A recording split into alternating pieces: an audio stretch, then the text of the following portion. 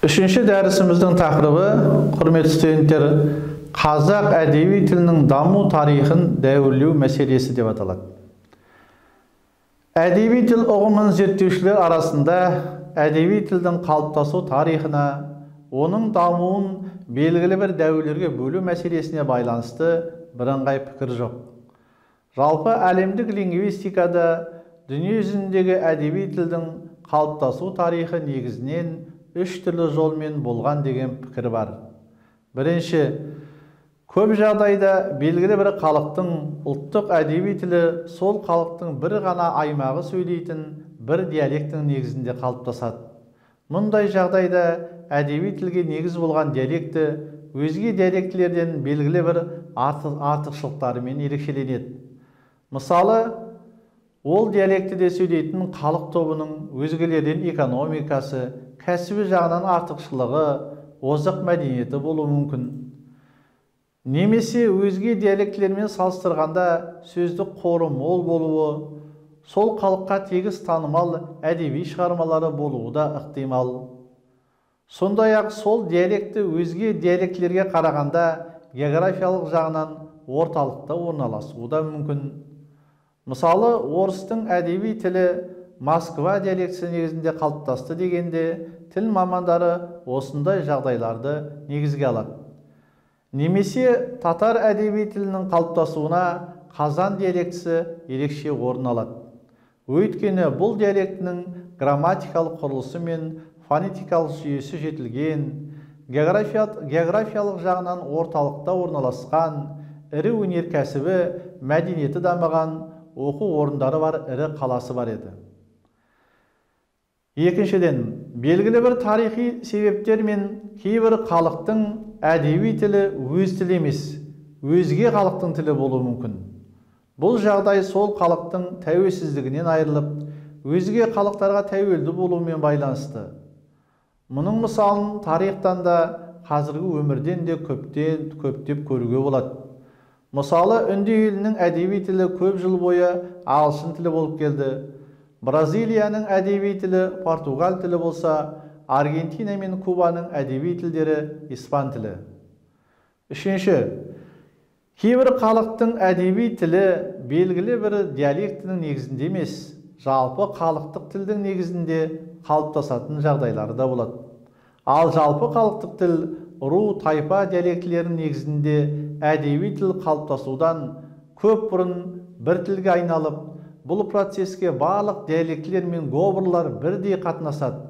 Сөйтіп, бәріне ортақ сөздік қор, грамматикалық құрылыс пен фонетикалық жүйе пайда болады.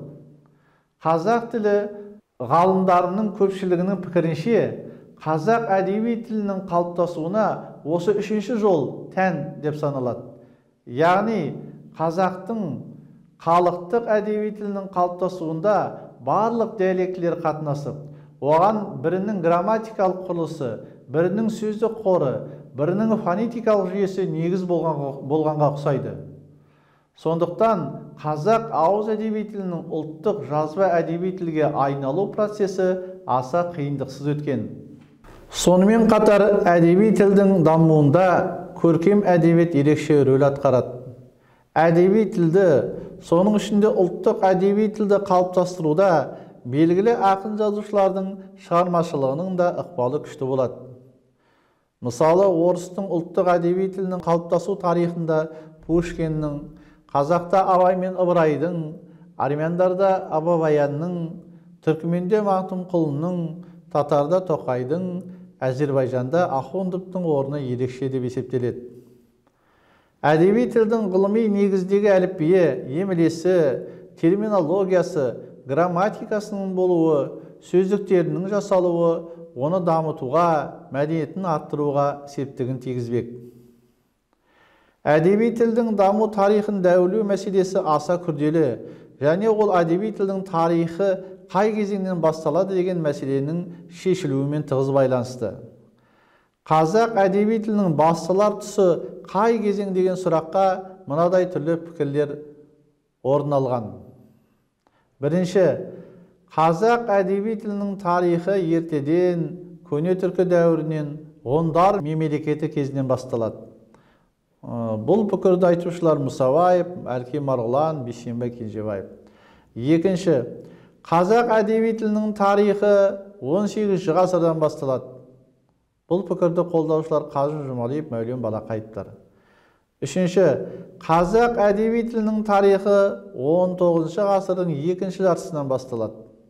Бұл пікірді ұсынушылар Жұбанов, Сауранбаев, Аманжолов, Кеңесбаев. Бұл тұжырымды қолдаушылар 19 ғасырдың екінші жартысына дейін де қазақта әдеби тіл үлгілері болды дегенді жарыса айтады. Сондықтан бұл жерде олар қазақтың ұлттық әдеби тілін айтып отырған болу керек. Төртінші, қазақ әдеби тілі Октябрь революциясынан кейін басталады деген пікірді Қордабаев ұсынды. Бесінші, қазақтың төл әдеби тілі ауызша дамыған авторлы поэзия түрінде оның халық болып құралған кезеңінен, яғни 15-16 ғасырлардан басталады. Ал ескі жазба әдеби тілі 16-17 ғасырлардан, жаңа ұлттық жазба әдеби тілі 19 ғасырдың екінші жартысынан басталады. Бұл пікірді айтушылар Өмірәлиев, Ысқақов, Сыздықова, Әбілқасым, Құршанов. Осындай тұжырымдарға сәйкес әдеби тілдің даму кезеңдері туралы пікірлер де әртарапты болып келеді. Жалпы әдеби тілдің сипатын танытатын нұсқалары көркем әдебиет үлгілері. Сондықтан әдеби тілдің даму тарихын дәуірлерге бөлу мәселесі көркем әдебиеттің даму кезеңдері мәселесімен тығыз байланысты.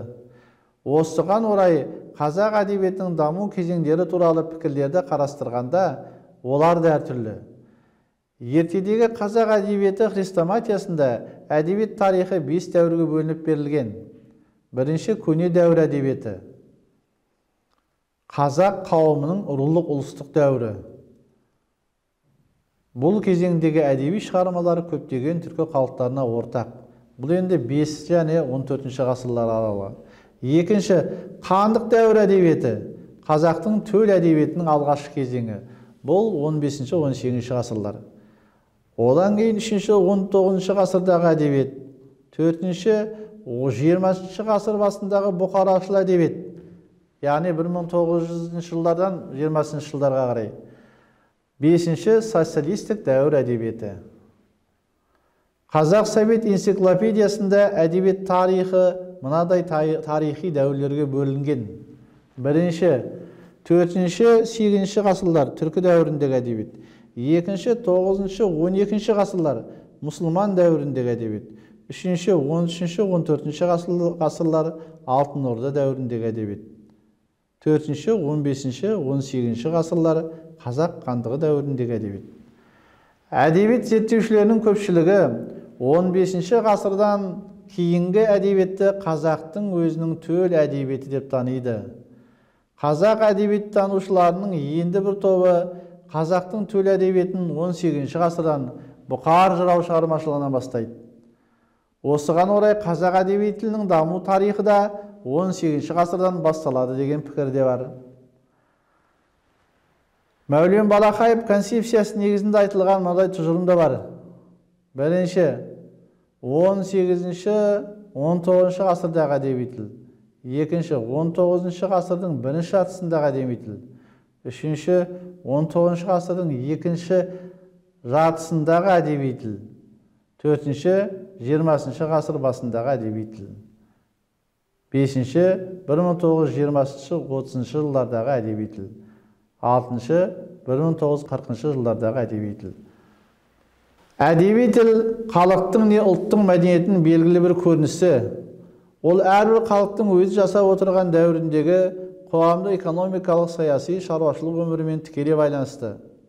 Сонымен қатар ол өзінің ішкі даму заңы бойынша өрістейді.